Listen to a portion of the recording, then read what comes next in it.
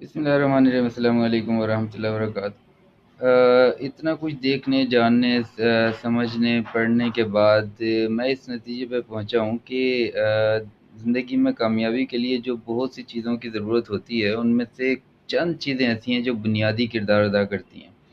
और अगर तो मुमकिन हो और जहाँ पर ये सहूलत हो कि क्या नाम है, कोई सरपरस्ती करने वाला हो जो एक डायरेक्शन का मज़्हब दे सके और रहनुमाई कर सके, ये बहुत ज़रूरी चीज़ है।